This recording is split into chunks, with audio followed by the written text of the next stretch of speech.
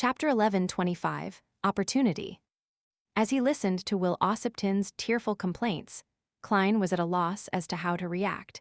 He could only remain expressionless. After the baby wrapped in silver silk calmed down, he asked in puzzlement, "Even if I said it earlier, it's useless. When I met you, you were already rebooted." "No, I was still Will Ossipton at that time. I didn't have Series as my last name. I'd rebooted for a long time back then." The chubby baby wiped his tears and said, "Although I'm still quite some time away from becoming an adult, as long as I'm willing to take a certain risk, it's not impossible to accommodate it. With the luck I've accumulated, that risk can be resolved. But the difference now is just too great. There's no way to make up for it." With a thought, Klein said after some deliberation, "Perhaps you can find an angel from the Marauder pathway to steal time from you, allowing you to grow up faster." Will Ossipton was still choking as he shook his head and said, "It's useless. It's impossible for them to accurately steal my childhood and teenage years.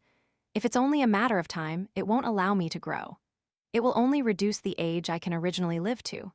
When the time comes, Will Ossipton Series will die prematurely, having been born June 1350 and dying October 1350 for a ripe old age of 4 months. But I've seen cases of aging rapidly due to the theft of time." Klein recalled what he had seen in Ammon's mausoleum. The chubby baby still shook his head. "No, that's just a manifestation of it being symbolized. If it's used on me, it will just be a baby that starts to grow wrinkles while his hair turns white. To truly accurately steal the childhood and teenage years, it has to be Ammon, and it has to be his true body and person." At this point, the baby wrapped in silver silk and Klein fell silent at the same time. No one spoke for a long time. If he were to get Ammon, the years that were possibly robbed wouldn't be limited to just the childhood and teenage years. After a while, Klein took a deep breath without hiding anything. "Then there's no need to consider this for now. However, I still want to know where I can find a way to accommodate the uniqueness. If I have a chance to get it, I definitely can't miss it. Who knows when it might come in handy in the future." Will Ossipton put down his tear-stained palm and sniffed. "There's no need to ask others. I've already gotten it long ago, but I can't do it. Otherwise, do you think that me being president of the Life School of Thought was for nothing?" Klein was surprised and curious. "Why can't you do it?" Will Ossipton pulled the blanket in the baby's pram and said, "There are 3 ways to accommodate the uniqueness. One is to be born naturally with it, which is equivalent to being a uniqueness coming to life and imbuing human nature into it. The other is to make the uniqueness come to life to a certain extent before forcefully putting it into one's body.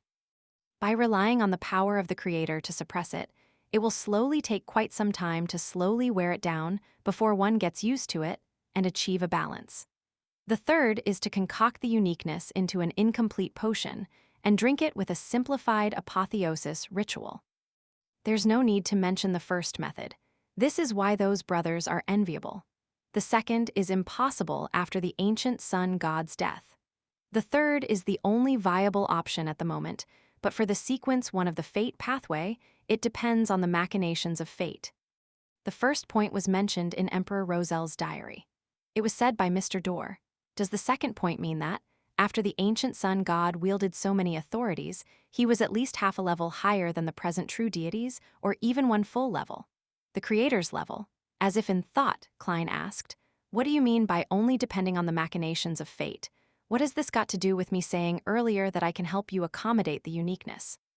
Will Ossipton's chubby baby face revealed a look of poignancy. "The apotheosis ritual for the fate pathway might be the simplest, or perhaps it's the most difficult. As long as we find the correct opportunity in the torrent of fate, we can directly consume the potion and attempt to advance. But the problem lies in the fact that the exact opportunity cannot be divined or predicted. There's no way to lock onto it.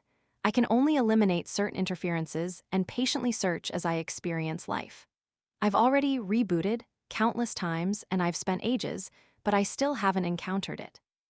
At this point, the baby's tears flowed down again. "It sounds simple, but in fact, one can only rely on fate. It really depends on how well you look." With a sigh, Klein asked in enlightenment, "When I said that I would help you accommodate the uniqueness, did you vaguely grasp that opportunity?" The chubby baby cried even harder. Although I didn't really find it, I did sense it to a certain extent. Is that so? Back then, when Will Ossipton came into contact with me, other than hoping to receive the help of yesterday once more, was it also pushed by luck? What a charlatan! Klein tersely acknowledged. Then there's no other way. You can only give me a few more of those charms. Will Ossipton nodded heavily. All right, replied Klein generously. He then added, you have to give me a few paper cranes. With that said, the baby wrapped in silver silk, and Klein fell silent. In the rental apartment, after waking up from his dream, Klein got out of bed and walked to the room outside. He took out pen and paper and began to write to Leonard. I obtained charms that originate from high-sequence beyonders of the seer pathway. It allows someone to borrow power from their former selves. Klein didn't mention that it might be something his dear poet needed, as if he was simply describing it. After folding the letter, he took out a gold coin and a rectangular diamond-like charm and blew into the adventurer's harmonica. Rionette Tynecare, who was wearing a dark and complicated long dress, walked out of the void with 4 blonde, red-dyed heads in hand. All eyes were cast towards the yesterday once more charm. The 4 heads spoke one after another. Who to deal with this time? So direct, Klein sighed and smiled. It's unconfirmed yet. I'm going to attempt at foiling George Ill's plans. I might need your help at critical moments. The 4 heads in Rionette Tynecare's hand spoke one after another. This sounds extremely dangerous. Requires higher payment. More of these charms. The comer of Klein's forehead twitched as though he had experienced the pain of tearing his soul apart. 3. Rionette Tynecare's head, who had failed to join in the final sentence, shook. Klein smiled and answered, no problem, but it will take 1 to 2 weeks. Firstly, he had recently separated many worms of spirit and made quite a number of yesterday once more charms. It made him feel like he was nearing his limit and needed some rest. Secondly, he felt that it would be another 1 to 2 weeks before he could digest the Bizarro Sorcerer Potion and attempt to advance to Scholar of Yore once Miss Magician's new book was published. When the time came, he might have a simpler method. Rionette Tynecare's 4 heads began to bob with the help of their hair, indicating that that wasn't a problem. Klein then pointed at the letter and gold coin. Send it to the mailbox at 7 Pinster Street. He had previously divined that Leonard wasn't at home. Apparently, he had gone south of the bridge. One of the heads of Rionette Tynecare tilted up as she sucked the letter, gold coin, and yesterday once more charms into her mouth. As he watched Miss Messenger enter the void and vanish from his room, Klein pondered for nearly a minute before beginning to set up a sacrificial and bestowment ritual.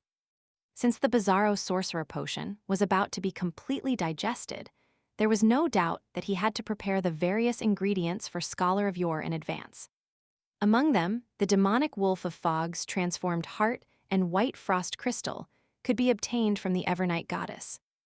And with the demonic wolf's transformed heart, he could go to the spirit world to bait a hound of Fulgrim. After a series of tasks, he finished setting up the altar and took 2 steps back to inspect the surroundings. It's still considered clean. In addition to the Wall of Spirituality's seal, it satisfies the requirements of a ritual.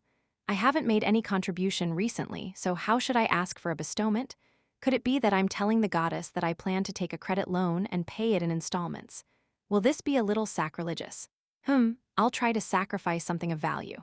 If the goddess is willing to accept it, she will do the corresponding bestowment. Something of value. As he thought, his thoughts moved to the junk pile above the gray fog. He really wanted to pack up the items he couldn't sell for the time being, such as the biological poison bottle, the interrogator beyonder characteristic, lunatic beyonder characteristic, blatherer's aura, thousand-faced hunter's blood, 6-winged gargoyle's eyeball, spirit world plunder powder, and other items to sacrifice to the goddess to exchange for the materials needed for Scholar of Yore. However, he felt that this would make the goddess seem like a rag-and-bone man. Hence, he could only give up the idea. It has to be of roughly the same value. I can't use Grossel's travels, it hides quite a bit of secrets. Perhaps it will be of great use. Yes, the next time Little Sun and the others explore the Giant King's court, I can give them Grossel's ashes. This time, I wasn't sure how far they could go in the expedition and was worried that they were unable to return after entering the Grossel's travels. See God's scepter? That's even more important. Not only is it my most powerful sealed artifact, but it also involves the believers of the sea god. It will be my anchor for some time. When I have other things, more anchors, it can be given to Mr. Hanged Man. H. Vin Rambus's Beyonder characteristic. This has already been promised to Miss Justice. After some thought, he realized that he didn't have many choices left. One was Life's Cane, and the other was the Flaring Sun Charm, the Fate Siphon Charm, Yesterday Once More Charms, and Control Spirit Bullets. The latter are all disposable items. Even if they're combined, their actual value wouldn't be comparable to the main ingredient of a Sequence 3 potion. Besides, once my ability to transfer wounds improves, it can take over a portion of the Life's Cane's effects. After hesitating for a while, he finally made a decision.